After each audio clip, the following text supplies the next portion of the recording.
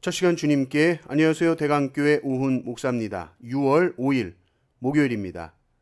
하나님 우리 주신 말씀은 열왕기상 14장 21절에서 31절까지 말씀입니다. 솔로몬의 아들 르호보암은 유다 왕이 되었으니 르호보암이 왕위에 오를 때에 나이가 41세라. 여호와께서 자기 이름을 두시려고 이스라엘 모든 지파 가운데에서 택하신 성읍 예루살렘에서 17년 동안 다스리니라. 그의 어머니의 이름은 나아마요 암몬 사람이더라. 유다가 여호와 보시기에 악을 행하되 그의 조상들이 행한 모든 일보다 뛰어나게 하여 그 범한 죄로 여호와를 노엽게 하였으니 이는 그들도 산 위에와 모든 푸른 나무 아래에 산당과 우상과 아세라상을 세웠음이라. 그 땅에 또 남색하는 자가 있었고 여호와께서 이스라엘 자손 앞에서 쫓아내신 국민의 모든 가증한 일을 무리가 본받아 행하였더라. 르호보암 왕 제5년에 애굽의 왕 시삭이 올라와서 예루살렘을 치고 여호와의 성전의 보물과 왕궁의 보물을 모두 빼앗고 또 솔로몬이 만든 금 방패를 다 빼앗은지라.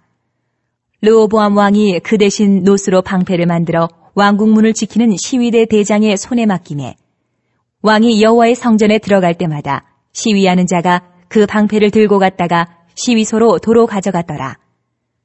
르호보암의 남은 사적과 그가 행한 모든 일은 유다 왕 역대 지략에 기록되지 아니하였느냐. 르호보암과 여로보암 사이에 항상 전쟁이 있으니라.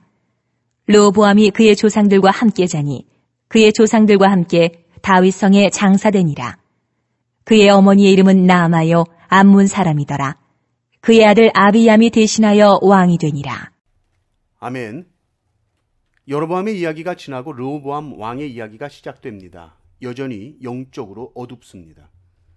특별히 르호보암의 어머니의 이름이 르호보암의 이야기가 시작되면서 같이 등장합니다. 르호보암의 아버지는 당연히 솔로몬이죠. 그런데 어머니 이름이 나아마요 암몬 사람이더라. 어머니의 이름이 등장합니다. 또 31절에도 그의 어머니의 이름은 나아마요 암몬 사람이더라. 또 나옵니다. 성경에서 반복해서 전하는 것은 의도가 있습니다. 어머니가 누구며 어떤 배경을 가지고 있었는지가 르호보암이라는 왕의 신앙과 인생에 영향을 끼쳤다는 거죠. 어머니의 이름이 나아마. 근데 어디 출신입니까? 암몬 사람이라는 거예요. 신명기 23장 3절을 보면 암몬 사람과 모압 사람은 여호와의 총회에 들어오지 못하리니 그들에게 속한 자는 10대뿐 아니라 영원히 여호와의 총회에 들어오지 못하리라 나와 있습니다. 그런데 여호와의 총회에 들어오지 못하는 족속의 여인과 솔로몬이 결혼을 한 것이죠. 그러면서 22절을 보니까 르호보암의 이 유다가 조상들보다 뛰어나게 일을 했다. 무슨 칭찬인가 봤더니 뛰어나게 일한 게 뭔가 봤더니 죄를 그렇게 뛰어나게 죄를 졌다는 거죠. 죄 짓는 것을 아주 뛰어나게 했다고 기록합니다. 그게 뭡니까? 암몬 족속 어머니를 뒀으니 그 우상들이 다 들어온 겁니다. 바알과 아세라 우상들이 들어왔습니다.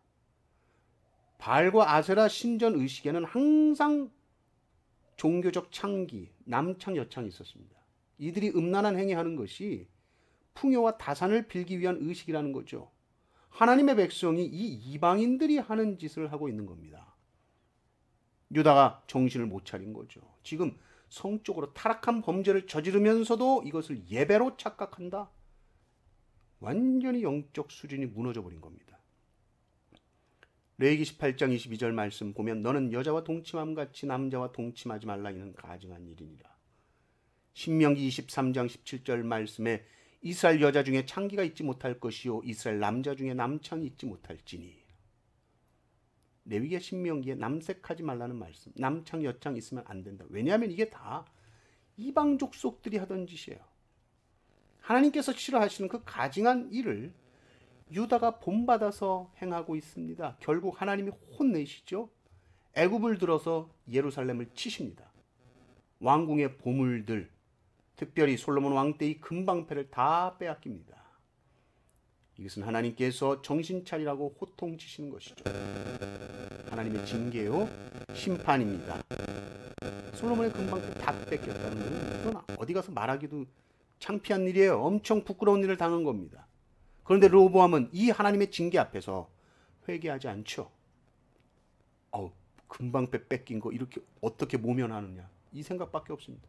만들 금도 없고 돈도 없고 재정도 없는데 이 허세는 계속 부리고 싶으니까 노스로 굳이 방패를 만듭니다. 금방패처럼 비슷하게 해놓습니다. 이런 심리는 뭘까요? 자기의 실패를 감추는 데만 급급한 것이죠.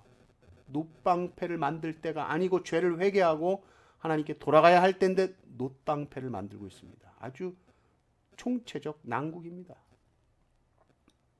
솔로몬이 이방 여인과 혼인하죠. 이 이방 여인은 어머니로서 이 아들 르호보암에게 우상숭배의 문화의 이 영향력을 흘려보냅니다. 죄를 짓게 만듭니다.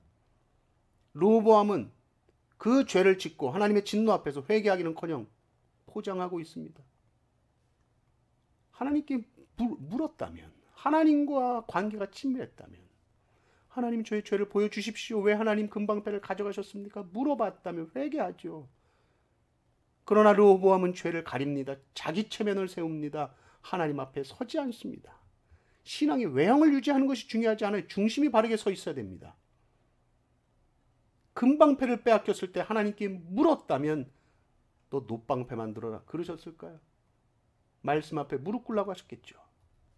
하나님께서 우리를 낮추실 때가 있습니다. 그때 우리는 바짝 엎드려야 됩니다. 포장하거나 감추려고 해서는 안 됩니다.